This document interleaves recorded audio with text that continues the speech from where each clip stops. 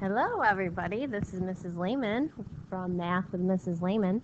Today I'm going to do this video without the help of my students for the mere reason my microphone was not charged when I went to record it with one of my classes. So I'm going to run through this fairly quickly. Feel free to pause it at any point if you need extra time to write something down.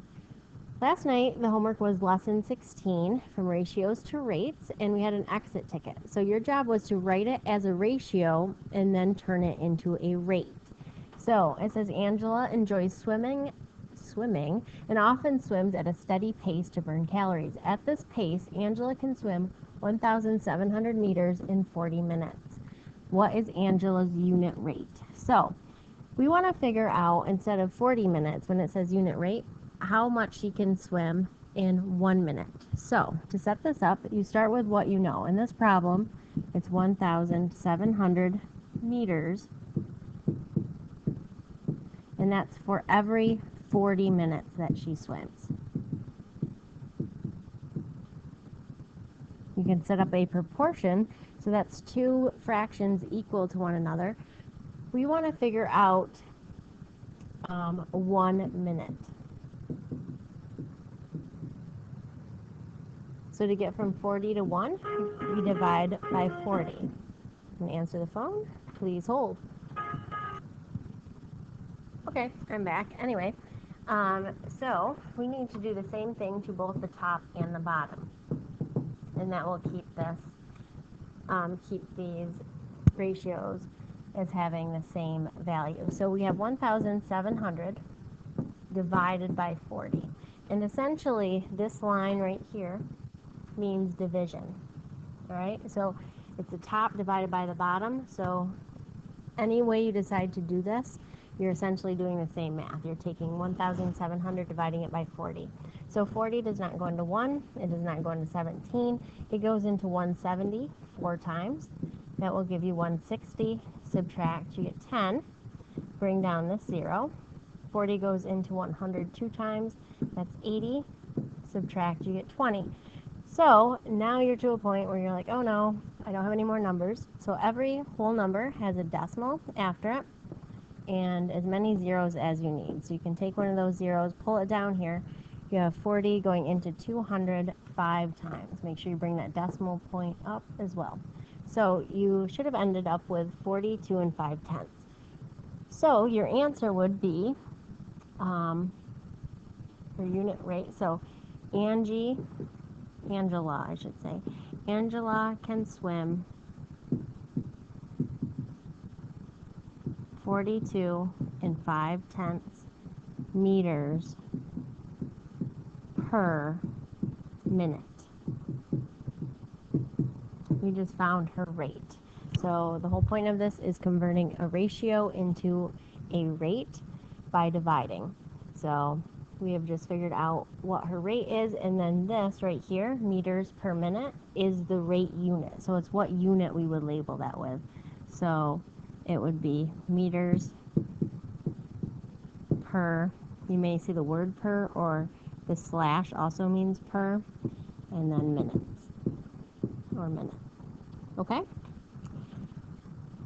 Today's lesson was on doing kind of the same thing, but instead of working from ratios to rates, we're going to take rates and turn them back into ratios. So it says, given a rate, you can calculate the unit rate and associated ratios. Recognize that all ratios associated with a given rate are equivalent because they have the same value. Write each ratio as a rate. So it says the ratio of miles to the number of hours is 434 to 7. So at the beginning of the year, we talked about how important the order of that, of how that is written, how important that is. So we have 434 to 7, and because it says miles to hours, we know that the first number is referring to the miles and the second number is the hours. All right, now we need to go ahead and divide that. So we're going to take 434 divided by 7. 7 doesn't go into 4, it goes into 43 6 times. That gives you 42. Subtract, you get 1. Bring down your 4. 7 goes into 14 2 times. So when you divide that, you would get 62. miles per hour.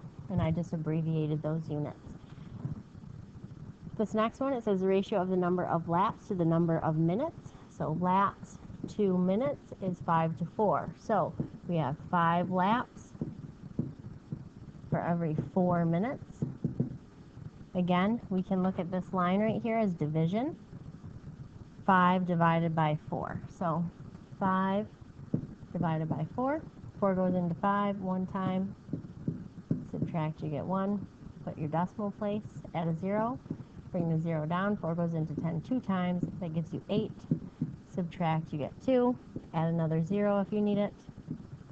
4 goes into 25 times. So your answer here is 1 2500 laps per minute.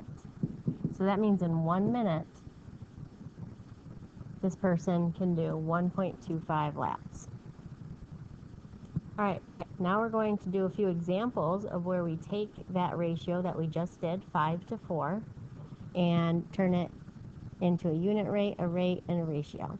So our rate that we were given was 5 laps, 4 minutes. All right, the unit rate is what it is out of 1 minute. So that's where we would put the 1.25 laps per 1 minute. And then the ratio would be our fraction just in ratio format. So 5 with a colon 4. On the next page, we have another example of the same thing, except for we are changing the numbers here. It says the rate is 6 feet per second. So the unit rate would be 6 feet, and unit rates are out of 1, so it would be out of 1 second. And then the ratio, if we were to write that, the number on top, the numerator, is our first number, and our denominator is our second number. So that ratio would be 6 to 1. We're going to now apply that to the next example, which is example 3, and it says Dave can clean pools at a constant rate of 3/5 pools per hour. What is the ratio of the number of pools to the number of hours? So again, when you look at this, the top number here goes with the first part. The bottom number goes with the second part of that rate unit. So we have 3 pools, 5 hours. So 3 pools, and that's 5 hours. So to write that as a ratio in ratio form, we would write 3 to 5. How many pools can Dave clean in 10 hours? Start with what you've been given. So you've been given the info, 3 pools in 5 hours. But we need to figure out if he has, or how long it will take him, how many pools he can do in 10 hours. So 10 hours, we have to decide, do we put that as our top number or bottom number? And because hours is down here, we're going to put the 10 hours right beside it. And then what your next step is to find the connection. How do you get from 5 to 10? You multiply by 2. So you're going to do the same thing to the top. 3 times 2 is 6. So we know he can clean 6 pools in 10 hours.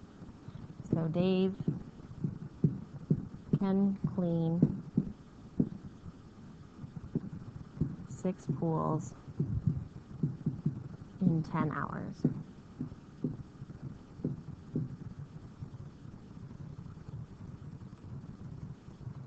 C says, how long does it take Dave to clean 15 pools? Well, again, go back to your original ratio you were given, which was 3 pools to 5 hours. We've been given the 15 pools piece of info. So it says pools right here. So we're going to write 15 across from that. And then you look for the connection. So to get from 3 to 15, you'll notice you have to multiply by 5. 5 times 5 is 25. And that unit would be hours. So you would say Dave cleans 15 pools in 25 hours. We're going to move on to the next example on the next page. This says Emmeline, I'm not sure how you'd say that, but Emmeline can type at a constant rate of 1/4 pages per minute. What is the ratio of the number of pages to the number of minutes?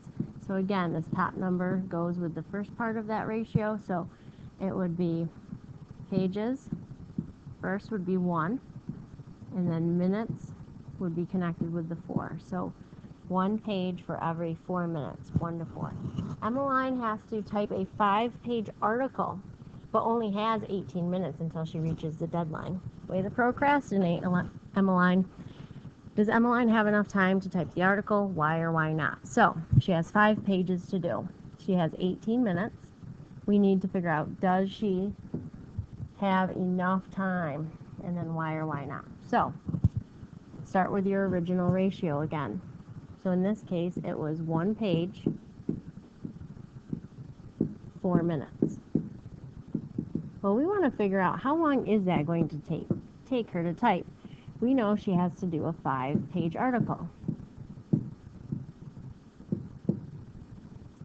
All right, so to get from 1 to 5, you have to multiply by 5. 4 times 5 gives you 20, so 20 minutes is how long it's going to take her. So you still need to answer the question, does she have enough time to type the article? We know she has 18 minutes, so no.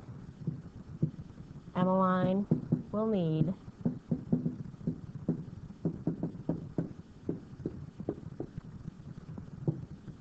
20 minutes to do that. All right, so I'm just going to simplify that a bit and say, no, Emmeline will need 20 minutes. Since she only has 18, she is not going to have enough time. So Emmeline will need 20 minutes. I guess I should add to this, and only has 18.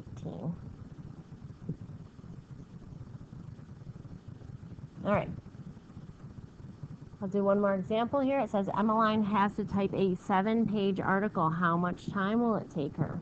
So again, start with what you know. So you can start your problems like this. You can say, all right, what was the ratio they originally gave me, which is 1 page and 4 minutes.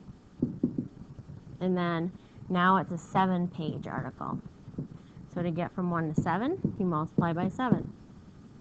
Do the same thing to the bottom. 4 times 7 is 28. So 28 minutes. All right, and you should put that in a sentence. How much time will it take her? It will take Emmeline, the procrastinator, 28 minutes to type 7 pages. Alrighty, I'm going to walk you through how you would set up your homework. So if you would flip to the problem set, right, the lesson summary shows you that if you have a rate, for example, of 2/3 gallons per minute, that corresponds to the unit rate of 2 to 3 as a fraction, and also corresponds to the ratio 2 to 3 written in ratio form. It says all ratios associated with a given rate are equivalent because they have the same value. So whether we see it written as a rate, as a ratio, it would still have the same value. They're equivalent. All right, it says on number 45, once a commercial plane reaches the desired altitude, the pilot often travels at a cruising speed. On average, the cruising speed is 570 miles per hour. Let me give you a little hint here. Write this on your paper. All right, now it says per hour, miles per hour.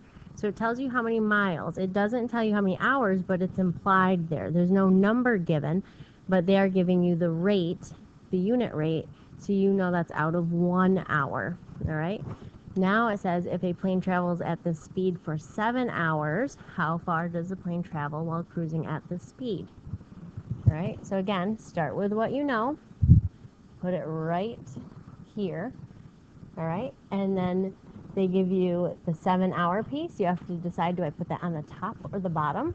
You want it to correspond with your original ratio. Undo that. And then figure out what you have to do to get from one side to the other. What do you multiply by? And then do the same thing. Number 46 says Denver, Colorado often experiences snowstorms resulting in multiple inches of accumulated snow. During the last snowstorm, the snow accumulated 4/5 inch per hour. If the snow continues at this rate for 10 hours, how much snow will there be? How much will accumulate is what it says. So again, start by writing what you know, okay? And then you know that they want to figure out for 10 hours. So you have to decide, do you put that 10 on the top or the bottom? It's talking about the hours, okay? Your job is to figure out the missing amount of snow. All right, if you have any more questions, please feel free to see me or to talk to your math teacher if it's not me. But anyway, have a good night. I hope everyone enjoys the nice weather. Thanks for liking and subscribing. I appreciate it. I'll talk to you next week. Bye, guys.